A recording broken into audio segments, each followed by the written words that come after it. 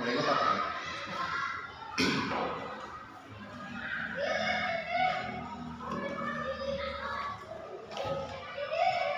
Silakan Pak Gus, apa yang mau ditanyakan? Ya, kita buka dulu ya. Bismillahirrahmanirrahim. Assalamualaikum warahmatullahi wabarakatuh. Waalaikumsalam warahmatullahi wabarakatuh. Saya sudah bersama Ibu Yeni, teman mengajar saya di SDN 079 Koko Pajagalan. Kebetulan beliau juga sebagai calon guru penggerak. Mudah-mudahan cepat presiden. Amin. Terima kasih Pak Gus. Pada kesempatan ini kebetulan ada tugas Bu Yen dari tugas kami dari sebagai mahasiswa PPG. Iya. Tugas dua nih. Ada beberapa hal yang perlu dipertanyakan kepada Ibu Yeni. Di antaranya, apa yang menyebabkan motivasi belajar peserta didik kita rendah, terutama dalam literasi dan numerasi? Nah, itu Bu Yeni. Ya. Pak Agus, pertanyaannya super hot di hari yang hot. Yang mudah-mudahan jawaban saya mendekati akan menjadi yang dicari Pak Agus. Pada dasarnya hakikatnya setiap pembelajaran kita kadang menemukan sesuatu tidak sesuai dengan harapan kita atau ekspektasi kita ketika di dalam kelas, baik itu pelajaran yang mudah ataupun pelajaran yang apalagi pelajaran yang sulit. Tapi secara kalau kita kelompokkan, kita menemukan ada faktor internal sama faktor eksternal. Nah itu faktor internal itu adalah faktor yang emang pada hakikatnya dari dasar dari dirinya sendiri, bawaannya dia, secara karakternya dia, secara karakter anak, gaya anak belajar, kemudian proses ketika dia belajar juga. Ada kalau dalam pembelajaran itu prinsipnya kesiapan belajar itu ada kesiapan belajar dia secara pribadi, kemudian ada juga minat dan gaya belajar itu mempengaruhi pada hasilnya secara keseluruhan. Nah, dari pada tadi pertanyaan apa yang menyebabkannya, ada faktor internal dan internal itu sendiri.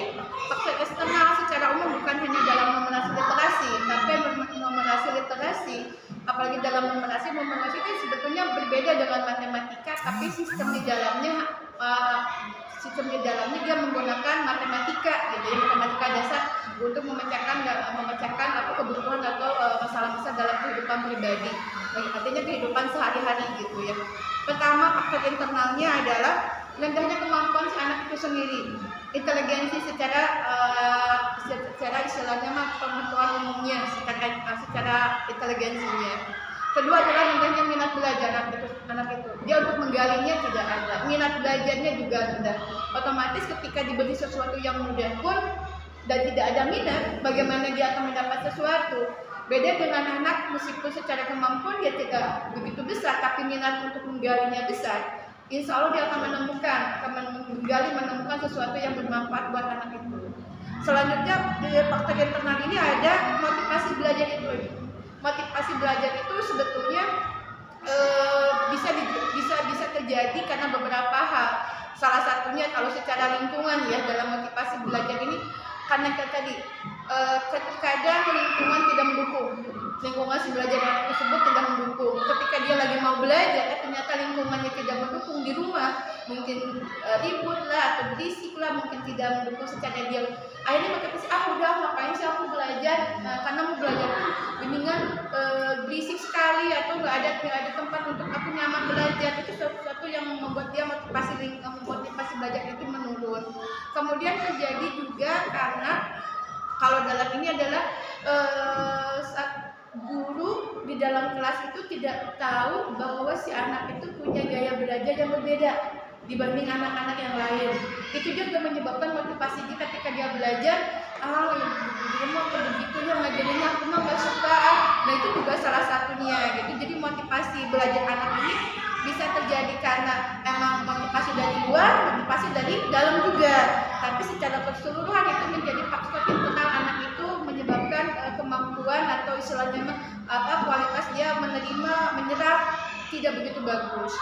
Adapun faktor eksternal, faktor yang berasal dari luar. Salah satunya adalah kurang perhatiannya dari orang tua. Orang tua terkadang kita pun merasa kita sebagai orang tua ada kalanya kita pun sibuk dalam pekerjaan kita. Kita juga bisa memaham ini terjadi. Tapi sekali lagi anak butuh dukungan dari orang tua. Jadi sekecil apapun waktu kita, diusahakan ada atensi adaptasi ke anak supaya anak lebih sangat terupgrade lagi semangatnya, bahwa dia dapat dukungan dari orang tuanya. Kemudian ada pengaruh dari teman sebayanya.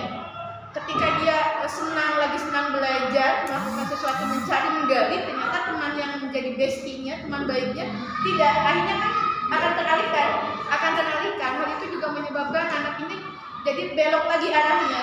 Nah, bersyukurlah kalau dia menemukan bestinya yang satu sepadan, satu frekuensi. Tetapi kalau tidak, ya itu akan beda lagi pengaruhnya. Kemudian kemampuan gurunya.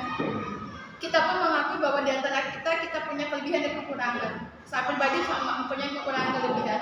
Tapi dengan kekurangan kita dengan berbagai istilahnya kemampuan kita menggali, mencari, kita harus bisa meminimalisir kekurangan kita sebagai seorang guru. Dengan cara bagaimana? Dengan ada rekan sejawat, saling kita sharing, berbagi apa yang kita tidak mampu, apa yang kita mampu, saling berbagi, saling mengisi kekosongan, saling kekurangan kita. Kelebihan pun sama, artinya tujuan kita adalah untuk mengupdate kemampuan anak-anak didik kita di kelas, bukan sebagai diri kita pribadi, sebagai guru, tapi guru mampu mengupdate tujuan akhirnya ya, demi anak-anak kita dalam kelas hasilnya lebih maksimal. Tentang sarana prasarana, sebetulnya kalau sarana prasarana ini itu adalah hal yang kondisional.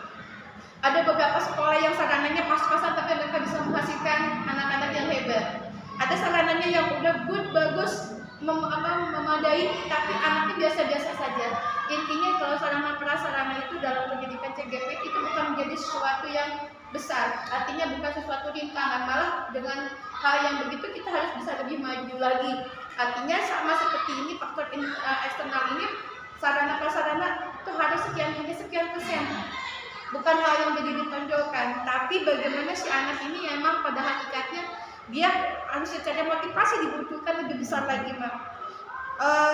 Terus apa kita lakukan lagi supaya faktor internal dan eksternal ini konsentrasinya kecil sehingga anak ini mampu akhirnya menghasilkan pembelajaran yang lebih bagus lagi, hasilnya sesuai tujuan dari pendidikan itu sendiri, sesuai dari pendidikan lintas dan numerasi itu sendiri. Apa upaya yang bisa lakukan? Di antaranya selama kita harus meningkatkan kemampuan diri kita sebagai guru, menerapkan kegiatan numerasi dalam kelas. Hal-hal numerasi apa yang bisa dilakukan kalau di kelas 1 yang paling kecilnya adalah kita menggunakan pensil aja. Kita punya pensilnya berapa sih? Ada 5. Oh 5 itu seperti apa sih angkanya? Begini Ibu, oh iya, kalau Ibu Yani kalau dalam telur 5 sebanyak telurnya harus kita kumpulkan.